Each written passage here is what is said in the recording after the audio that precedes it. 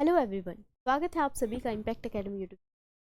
तो आज हम करेंगे हमारी जो है प्रॉपर्टीज ऑफ मैटर सॉलिड की हमारी बेसिकली क्लास चल रही है। ठीक है, इसकी जो है 5th क्लास आज आपकी रहेगी। ओके, तो जो 4th क्लासेस हैं वो होप तो कि आपने जो है और उसमें जो क्वेश्चंस थे वो भी प्रैक्टिस कर लिए होंगे। ठीक है, चलिए तो स्टार्ट करते हैं आज की हमारी क्लास। फटाफट से कनेक्ट हो जाए, देन हम क्लास को चलिए भी रेडी रेडी हो सभी। चलिए ओके, करते हैं क्वेश्चन। क्वेश्चन नंबर 33 है आपके पास। क्वेश्चन क्या कह रहा है यहाँ पे, फटाफट से आप लोगों ने आंसर करने हैं। A body subjected to strain several time will not obey Hooke's law due to. यहाँ पे कह रहा है कि हुक्स लॉ को ओबे नहीं करती है कोई भी बॉडी जब हम उसके ऊपर क्या करते हैं, बहुत ज़्यादा टाइम स्ट्रेन या फिर स्ट्रेस अप्लाई करते हैं। देखो जैसे कि कल हमने ग्राफ यहाँ पे डिस्कस किया था आपके, तो क्या था ग्राफ कि यहाँ पे हमने स्ट्रेस लिया और यहाँ पे हमारे पास इस एक्सिस पे, ठीक है, तो यहाँ पे ओ पॉइंट से लेके अगर हम देखें यहाँ तक जो हमारा ए पॉइंट आ रहा था, इस तक हमारी जो बॉडी है वो क्या ओबे कर रही थी, हुक्स लॉ को ओबे कर। ठीक है, उसके बाद जैसे ही यहाँ पे क्या हुआ, जब हमने और अलग मतलब जो है फर्दर स्ट्रेस वहाँ पे अप्लाई किया, तो बॉडी के अंदर क्या आ गया, एक चेंज आ गया। इस तरीके से बी पॉइंट बना था, पॉइंट था अपना, फिर यहाँ पे एक पॉइंट बना था एंड आफ्टर दैट बॉडी जो है क्या कर गई, ब्रेक कर गई। ठीक है, ब्रेक कर। तो ये वाला जो रीजन था आपका, ये वाला जो रीजन को क्या बोला जाता है, इलास्टिक रीजन। क्या बोला जाता है, इलास्टिक रीजन। ठीक है, उसके बाद आगे जो है इस पोर्शन को, इसको क्या बोला जाता है, प्लास्टिक। क्या बोलेंगे इसको, प्लास्टिक रीजन। ठीक है, बॉडी जो है यहाँ तक हुक्स लॉ ओबे करती है। हुक्स लॉ क्या करती है, ओबे करती है। हुक्स लॉ ओबे करने का मतलब क्या है कि हुक्स लॉ हमें क्या बताता है, ये बताता था कि स्ट्रेस जो हम अप्लाई करेंगे किस वो डायरेक्टली प्रोपोर्शनल होगी उसके स्ट्रेन। यानी कि जितनी हम स्ट्रेस लगाएंगे उतना ही बॉडी के अंदर क्या आएगा, स्ट्रेन आएगा। स्ट्रेन क्या है, बेसिक चेंज ही है डायमेंशन में, आइदर वो लेंथ में हो सकता है, एरिया में हो सकता है या फिर वॉल्यूम में हो सकता है। ठीक है, इसी टाइप से हमने इसको डिवाइड किया था फर्दर। ओके, तो जितनी हम स्ट्रेस लगाएंगे यानी कि फोर्स पर यूनिट एरिया जितना अप्लाई करेंगे वहाँ पे, उतना ही उसके अंदर क्या आएगा, स्ट्रेस आएगा। लेकिन जब हमने प्रैक्टिकली ये चीज़ करके देखी तो उसमें क्या पाया गया कि एक पॉइंट तक यानी कि एक लिमिट तक बॉडी जो है हुक्स लॉ को फॉलो कर रही है, और उसके बाद अगर हम फर्दर स्ट्रेस अप्लाई करें तो वो अपनी पोजीशन को रिगेन नहीं कर पाएगी। And that point is known as the elastic limit, और we can say the yield point को क्या बोला जाता है, इलास्टिक लिमिट या इलास्टिक पॉइंट भी बोलते हैं। ठीक है, इसके बाद बॉडी जो है रिगेन नहीं करती अपनी पोजीशन को, या फिर इसको बोला जाता है यील्ड पॉइंट। ठीक है, यहाँ तक जो बॉडी आ जाएगी इसमें और इसमें, इसको बोला जाएगा फिर क्या, परमानेंट सेट। यहाँ पे बॉडी को क्या बोला जाता है, परमानेंट सेट। यानी कि इसका मतलब क्या हुआ कि बॉडी जो है टूट चुकी, जो स्ट्रिंग था अपने पास या फिर जो रबड़ था हमारे पास वो टूट चुका है, वापस कभी भी वो अपनी पोजीशन वापस नहीं आ सकती। ठीक है, ये बात हमने पढ़ी थी। अच्छा, ये कह रहा है कि एक बॉडी जो है सब्जेक्ट करते हैं हम स्ट्रेन, सेवरल टाइम उसके ऊपर स्ट्रेन अप्लाई किया जाता है, then will not obey Hooke's law. देखिए फर्दर उसके ऊपर बार बार वो प्रोसेस अगर हम करेंगे, आपने प्रैक्टिकली देखा भी होगा, कोई न्यू अपने पास रबड़ है तो उसको हम बार बार यूँ स्ट्रेच करेंगे तो क्या होगा, उसके अंदर जो है वो मतलब जो है एक तरीके से लूज हो जाएगा, है ना, तो वापस से अपनी पोजीशन को रिगेन नहीं कर पाएगा after applying the many times, या वी कैन से स्ट्रेच। ठीक है, तो ऐसा क्यों होता है, क्योंकि हम कहते हैं यहाँ पे यील्ड पॉइंट पे ऐसा होगा नहीं, यील्ड पॉइंट पे तो रिगेन करेगा। ठीक है, परमानेंट स्टेट आ जाएगी या फिर इलास्टिक फटिग होगा या फिर ब्रेकिंग स्ट्रेस, उस पॉइंट को क्या बोलेंगे, उसको बोलेंगे इलास्टिक फटिग। ठीक है, उसको क्या बोला जाएगा, इलास्टिक फटिग बोला जाएगा। वो बॉडी हुक्स लॉ को ओबे नहीं करेगी, यानी कि एक तरीके से वहाँ पे क्या होगा, डिफॉर्मिंग फोर्स अप्लाई कर रहे थे, रिस्टोरिंग फोर्स उसके अंदर बन रही थी, बट जब हम बार बार ये चीज़ ये प्रोसेस करेंगे तो क्या होगा, उसके अंदर रिस्टोरिंग फोर्स लग रही थी वो लगना बंद हो जाए। ठीक है, यानी कि वापस अपनी पोजीशन पे वो आना बंद हो जाए। ठीक है, तो उसको क्या बोलते हैं, इलास्टिक फटिग बोल। ओके, चलिए समझ आई क्वेश्चन, यहाँ तक क्वेश्चन की सारी जो चीज़ें हैं समझ। ओके, यहाँ पे मैं एक बात और आप लोगों के साथ डिस्कस कि प्लास्टिक रीजन और इलास्टिक रीजन ये हमें क्या चीज़ के बारे में बता, यानी कि ये जो प्लास्टिक रीजन है यहाँ से हम क्या आइडिया लगा सकते हैं। देखो ये है स्ट्रेस स्ट्रेन कर्व, इसका नाम क्या है, स्ट्रेस स्ट्रेन कर्व। स्ट्रेस, ठीक है। तो ये क्या बताती है हमें, एक तरीके से यहाँ से बताती है कि कोई भी बॉडी हमारे पास डक्टाइल होगी या फिर ब्रिटल होगी, उसके बारे में भी हम यहाँ पे पता लगा सकते हैं। अगर हमारे पास क्या है, प्लास्टिक रीजन ज़्यादा है, if plastic region is large than body और जो मटेरियल है अपने पास इज ब्रिटल, क्या होगा, वो ब्रिटल होगा। और अगर, एक तो ये बात नोट करोगे, दूसरी बात, इफ अगर हमारे पास प्लास्टिक रीजन क्या है, कम है, plastic small small, then we say that then body जो होगी हमारे पास इज, क्या होगी, बॉडी डक्टाइल होगी। और डक्टिलिटी की अगर यहाँ पे बात करते हैं तो डक्टिलिटी होती क्या है, ठीक है। डक्टिलिटी की अगर बात करते हैं तो डक्टाइल वो मटेरियल्स होंगे, एग्जांपल से समझना कि अपने पास, जैसे आपने सुना होगा, सबसे ज़्यादा जो डक्टाइल मटेरियल है वो कौन सा है, सबसे ज़्यादा जो डक्टाइल मटेरियल है वो कौन सा है, डक्टिलिटी हम उसको बोलते हैं जिसकी हम खींच करके लंबी तार बना सकते हैं, उसी को बोला जाता है, ठीक है। तो डक्टिलिटी के लिए हम यहाँ पे बताएंगे, जैसे कि हमारे पास गोल्ड हो गया, ठीक है, गोल्ड हो गया, गोल्ड नहीं कह सकते, बेसिकली सारी की सारी मेटल्स, या मेटल की बात होती है ना, ये डक्टिलिटी प्रॉपर्टी, ठीक है। या फिर हम कहेंगे यहाँ पे रबर हो गया, ओके, एक्सेट्रा। और अगर ब्रिटल की बात करें तो ब्रिटल में क्या आ जाएगा, फॉर एग्जाम्पल यहाँ पे आ जाएगा ग्लास, आ जाएगा आपका ग्लास आ जाएगा। अब यहाँ पे मैं बात करती हूँ मोस्ट डक्टाइल मेटल कौन, मोस्ट डक्टाइल मेटल। ये कर्व जो है हमें क्या बता रही है, इस चीज़ के बारे में इंफॉर्मेशन है कि कोई मटेरियल जो है किस तरीके से बिहेव करेगा। जैसे कि इसका यूज कहाँ किया जाता है, एप्लीकेशन का यूज कहाँ पे करते हैं, अभी हमने क्या किया, स्ट्रेस स्ट्रेन कर्व जो है बना ली, अब उसका यूज कहाँ पे करें, स्ट्रेस स्ट्रेन कर्व हमने गोल्ड के लिए बना ली, आयरन के लिए बना ली, प्लास्टिक के लिए बना ली, ग्लास के लिए भी बना ली, तो अलग अलग मटेरियल के लिए अलग अलग कर्व आए, ठीक है। किसी का प्लास्टिक रीजन ज़्यादा होगा, किसी का इलास्टिक रीजन। अब जैसे कि क्रेन में आपने देखा होगा अलग अलग वायर्स लगे होते हैं, देखा है ना, अलग अलग वायर लगे होते हैं अलग अलग सामान को उठाने के लिए, ठीक है। तो वहां पे इस चीज़ का यूज़ करते हैं, फिर वो कितना ज़्यादा खींचेगा और खींच के वो टूट ना जाए, इतना ज़्यादा मतलब लोड हम वहाँ पे उसके साथ उठा रहे हैं तो वो कहीं टूट ना जाए, ठीक है ना। तो वहाँ पे इन चीज़ों का यूज़ जो है किया जाता है। अच्छा, अब यहाँ पे क्वेश्चन है आपके पास क्या, कि मोस्ट डक्टाइल मेटल कौन सी है, मोस्ट डक्टाइल मेटल कौन सी, तो आंसर आपका क्या रहेगा, बताओ, आंसर क्या रहेगा इस क्वेश्चन का। सबसे ज़्यादा जो डक्टाइल मटेरियल है, डक्टाइल मेटल बेसिकली मटेरियल भी हम क्लासिफाई किया, कौन सा होगा, हाँ जी बताओ कौन सा होगा, मोस्ट डक्टाइल मटेरियल, उसको हम बदलेंगे, ये होगा हमारे पास गोल्ड, क्या होगा, गोल्ड, दैट इज AU। इसमें अगर हम 1 ग्राम भी सोना लेते हैं, 1 ग्राम गोल्ड से,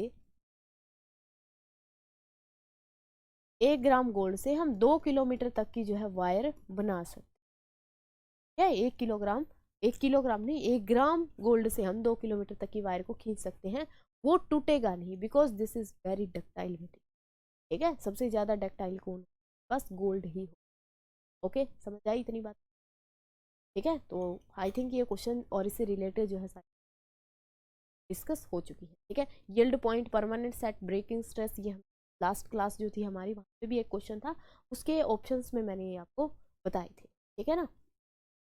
नेक्स्ट क्वेश्चन पे चलते हैं, सबसे पहले ये चीज़ें नोट करिएगा स्टार लगा के, ठीक है, फटाफट से इसको नोट कर,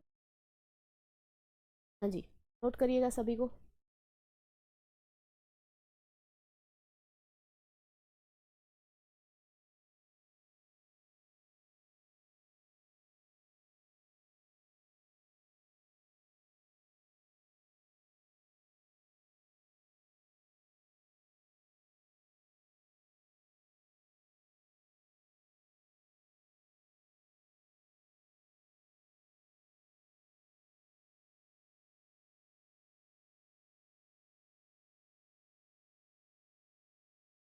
कर लिया सभी ने नोट, ठीक है, चलिए मूव करते हैं नेक्स्ट। क्वेश्चन नंबर 34 है आपके पास।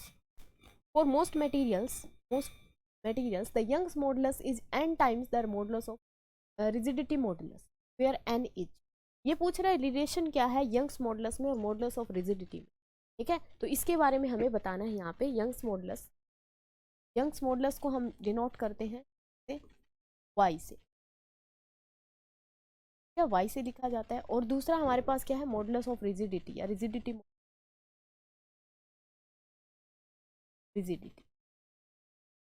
इन दोनों में ये क्या पूछ रहा है, रिलेशन ईटा से लिख, ठीक है, ईटा से जो है किया जाता है। अब यहाँ पे इनके अंदर रिलेशन निकालने के लिए यहाँ पे एक चीज, इनमें जो रिलेशन है, एक यहाँ पे जो है आपने थ्योरी में पढ़ा होगा पॉइजन रेशियो आता है, पॉइजन रेशियो आता है। ठीक है, तो उसके अकॉर्डिंग ही हम यहाँ पे रिलेशन डिफाइन करते हैं। वाई जो होता है ना मेरे, वो 2 times of eta 1 plus where the nu is the Poisson ratio. ये क्या है, पॉइजन रेशियो। ठीक है, ये जस्ट एक नंबर है, आप कह सकते हो। ये ईटा हमारे पास modulus, Y is the Young's modulus. Poisson ratio की वैल्यू जो है फॉर मोस्ट, मतलब मोस्ट मटेरियल्स के लिए,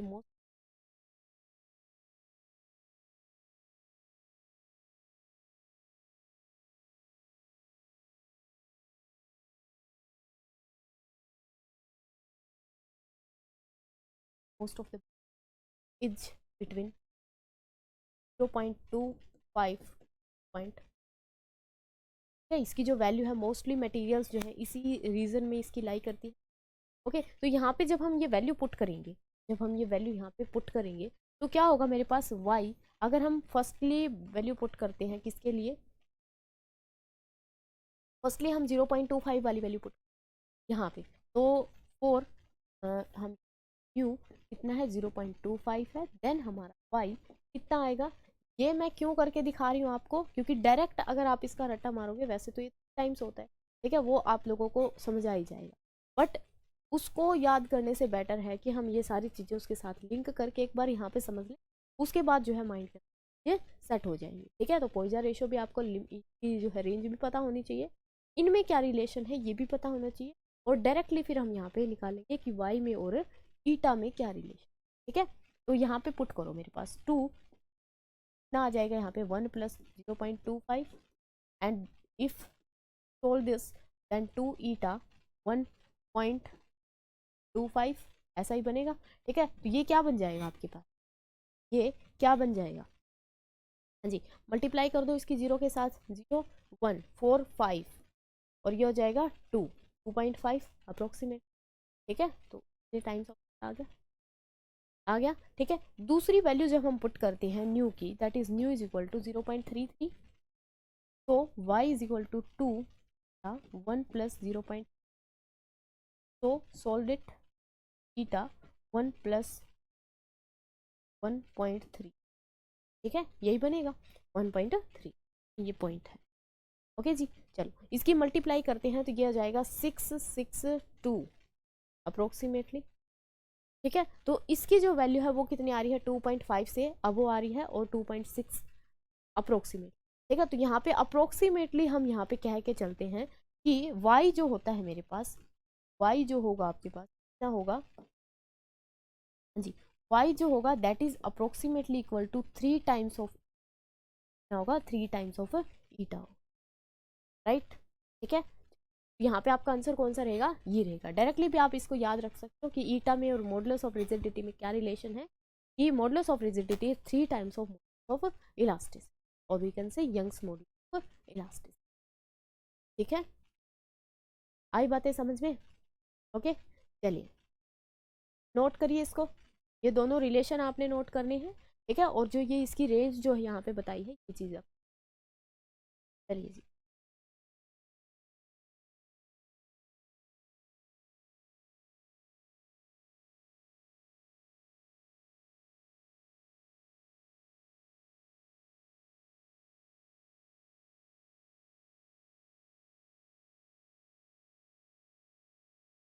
ओके, मूव करते हैं नेक्स्ट क्वेश्चन की तरफ। क्वेश्चन नंबर 35 है आपके पास।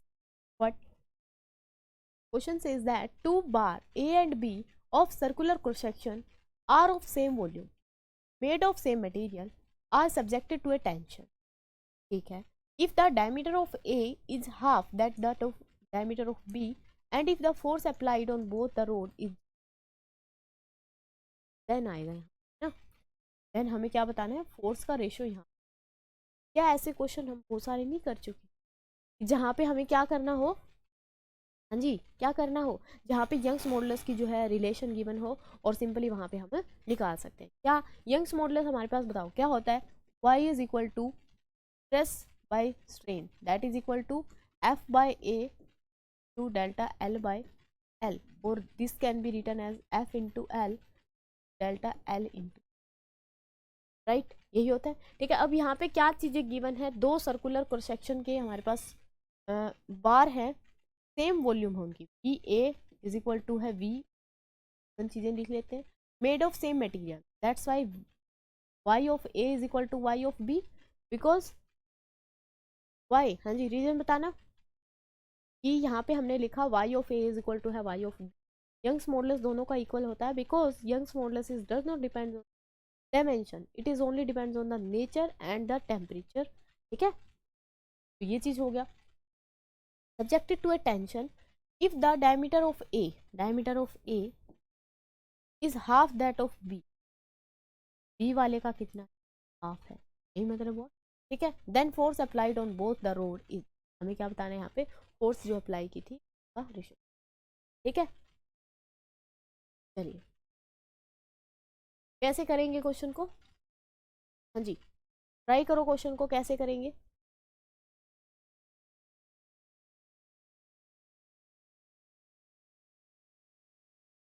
If the force applied on both the rod and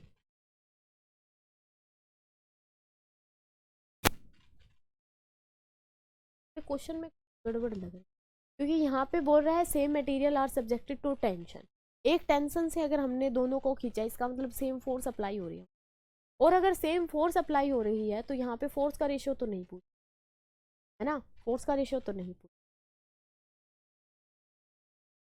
हाँ जी किसका रेशियो बता देंगे हम यहाँ पे फिर, अपने पास फोर्स आ गई, लेंथ आ गई, एरिया आ गया, वॉल्यूम इन्होंने बोली है सेम है, क्या करेंगे क्वेश्चन में, तो क्वेश्चन में स्टेटमेंट में थोड़ी सी जो गड़बड़ मुझे ना,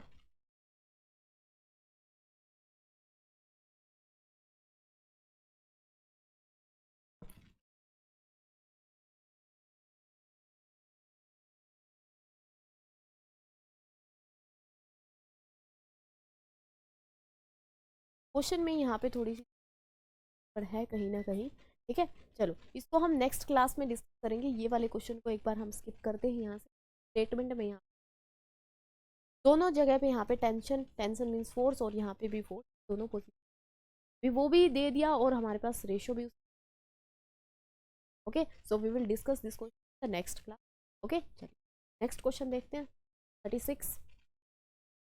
दो वायर है मेरे पास A and B are of same material, same material की बनी हुई दो वायर हैं, the length are in ratio 1:2 and diameter are in ratio 2:1, if they are pulled by the same force, देखो यहाँ पे साफ साफ क्लियर लिखा है कि हमारे पास दो सेम मटेरियल की दो रोड हैं ना, वायर हैं जिनका जो लेंथ का रेशो है डायमीटर का रेशो वो क्या, और उनके ऊपर सेम फोर्स लग रही है, फोर्स भी सेम, तो हमें बताओ इंक्रीज इन लेंथ किस रेशियो में होगा वो हमें बता, ओके। तो यहाँ पे सबसे पहले हम क्या करेंगे, गिवन छीन यहाँ पे वो लिखेंगे क्या क्या गिवन है, सेम मटेरियल के बने हुए हैं दैट्स वाई वाई ऑफ 1 कर दे या ए ही कर लो, Y of A is equal to Y of B, first thing. Second आपके पास क्या गिवन है, length are in ratio, length L of A by L of B, L of A to L of B are in ratio 1:. Third thing आपके पास क्या given है, diameter D of A to D of B are in ratio, are subjected to the same force, that's why fourth thing is given that f of a is equal to f of, यहाँ तक भी बात clear है, ठीक है। Then हमें बताना है रेशो इसका इंक्रीज इन लेंथ का, चलिए तो स्टार्ट करते हैं क्वेश्चन को। ओके, वाई होता है मेरे पास sigma by epsilon not, epsilon strain, stress by strain, ठीक है, फोर्स पर unit area, and that is delta L by L, change in length to the original. Delta L हमें यहाँ पे निकालना, तो डेल्टा एल आ गया जी F into L divided by A into, clear है यहाँ तक, ठीक है। चलिए अब यहाँ पे हमें डायरेक्टली हम इनका रेशो ही ले लेते हैं, एक बार में क्या करते हैं डायरेक्ट रेशो ले लेते हैं, delta L of A to the delta L of B, that is equal to F of A L of A divided by area of A in Young's modulus, ऊपर वाला सारा ए का बना, ठीक है, नीचे क्या आ जाएगा F of B into length of B, area of B into में यंग्स मॉडुलस, राइट, ठीक है। यहाँ तक किसी को कोई भी प्रॉब्लम है? कोई प्रॉब्लम नहीं, ठीक है। चलिए सिंपल कैलकुलेशंस यहाँ पे चल रही है हमारी, ओके। अब यहाँ पे क्या करना है, जो जो चीज़ें सेम है, देखो एक तो यहाँ पे ये फोर्स वाला सेम है, अपना फोर्स वाला सेम है, तो एफ ऑफ ए पे जो अप्लाई करी बी पे जो अप्लाई करी, दूसरा यहाँ से यंग्स मॉडुलस भी दोनों के लिए क्या है इक्वल है, that's why Young's modulus of A cancel out with the Young's modulus. तो क्या बचा यहाँ पे, क्या बचेगा आपके पास इक्वल टू, यहाँ पे बचा एल ऑफ ए बाय में एरिया ऑफ ए, यहाँ पे बचा L of be the area of. अब डायमीटर का रेशो गिवन है, तो ये बात हमारी बहुत बार हो चुकी है, अगर डायमीटर इस रेशो में है तो इसकी रेडियस, इसका जो पेरीमीटर है वो सेम रेशो में मिलेंगे, है ना। तो यहाँ पे क्या होगा हमारे पास radius R A by R B क्या आ जाएगा 2:1 आ जाएगा, 2:1 आ जाएगा। सर्कुलर सर्कुलर जैसी कोई बात नहीं की, जब भी हमें नहीं बताया जाए कि डायमेंशन क्या है यानी किस शेप का है, तो सर्कुलर काउंट, ठीक है। तो delta L of A to the delta L of B that is equal to, that is L of A length of A to the length of B की जगह पे क्या हम 1/2 पुट कर सकते हैं, 1/2 पुट कर, 1/2। एरिया को लिखो, एरिया लिखेंगे तो पाई आर, एक और बी है तो बी का स्क्वायर आ जाएगा, क्या आ जाएगा पाई आर ए का स्क्वायर, पाई से पाई कैंसिल आउट, क्या बचा यहाँ पे 1/2 R B by R A, R B by R A 1/2, reverse करेंगे रेशियो को 1/2 होल होल क्या आ जाएगा स्क्वायर, ठीक है। इसको सोल्व करेंगे तो 1/2 and into 1/4 that is equal to 1/8। तो हमारे पास जो रेशियो बना चेंज इन लेंथ का 1:8, क्या बना 1:8, समझ आई बातें, ठीक है। तो 1:8 आपको यहाँ पे क्वेश्चन दे रहा होगा, यहाँ पे कोई भी अगर आप थोड़ा सा मतलब चेंज कर देते हो, ठीक है, ऊपर नीचे ले लेते हो, तो देखो दोनों ऑप्शन आपको दिखाई दे, ठीक है। तो आंख बंद करके जो है आपने क्वेश्चन को, ठीक है, कहीं सोल्व भी करो और उसके बाद फिर जो गलत करो, ऐसा हमें नहीं करना, ठीक है। कितना आ रहा है 1:8 आ रहा है, 1:8 इसको बोलते हैं, ओके। क्लियर है बातें, बताइए।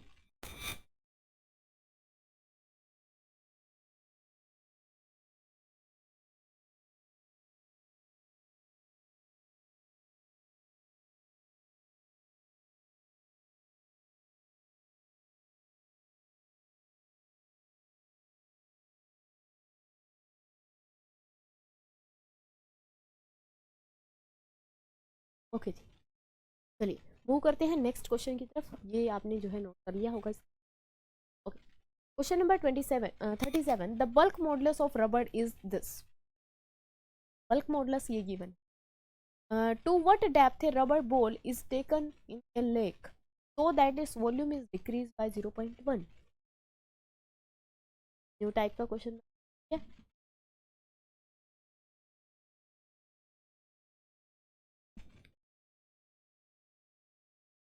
बनाओ क्वेश्चन को, क्या क्या गिवन है।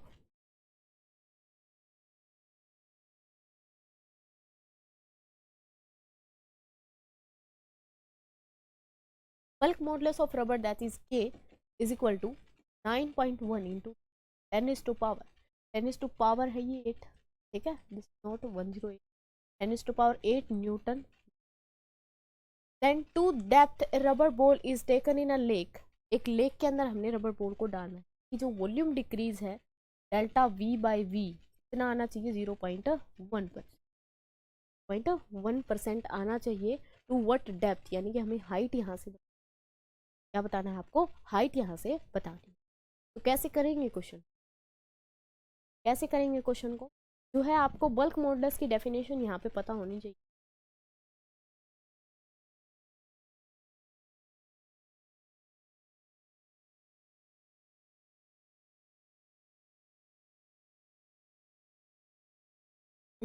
बल्क मॉडुलस किसके इक्वल होता है, देखो फिर आप इजीली बना पाओगे इसको। Bulk A is equal to change in pressure, change in pressure to the volumetric strain। अब यहाँ पे प्रेशर की अगर बात करते तो प्रेशर मेरा होता है H रो G की, अगर हम लिक्विड की बात है ना, तो यहाँ पे आपको क्या करना है, H की वैल्यू को फाइंड आउट करना है, H की वैल्यू को जो है कैलकुलेट आउट करना है।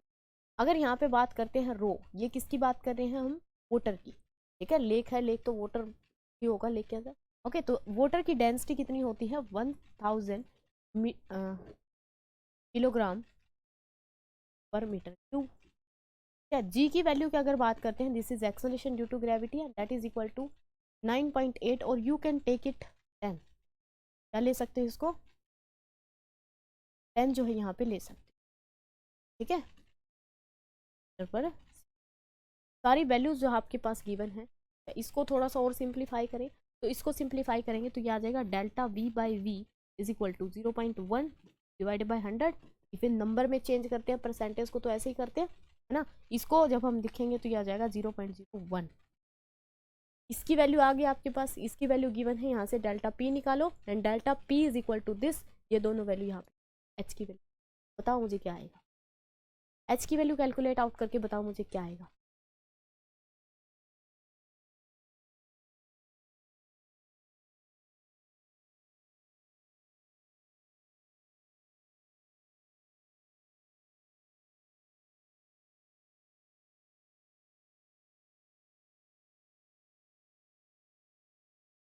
हाँ जी, कैलकुलेट करो सभी, कैलकुलेट आउट करो सभी इसको।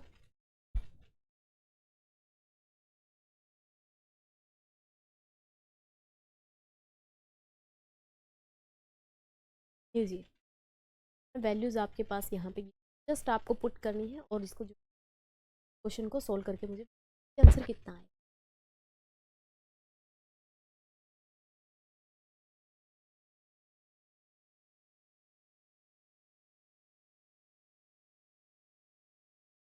हाँ जी, देखो करते हैं इसको।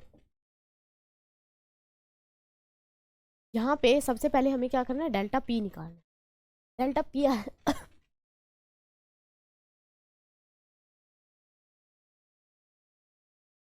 डेल्टा पी आपका क्या आ जाएगा यहाँ से, के into delta V by change in volume.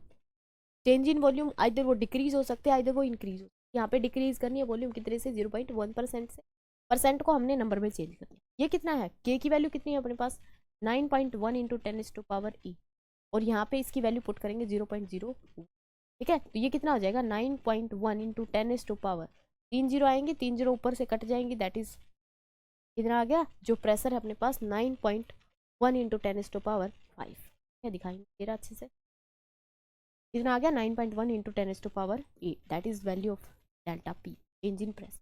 अब हम जानते हैं कि डेल्टा पी जो है एच रो जी के बराबर हो, एच रो जी के बराबर, तो एच रो जी की जो है वैल्यू यहाँ पे ये पुट करते हैं,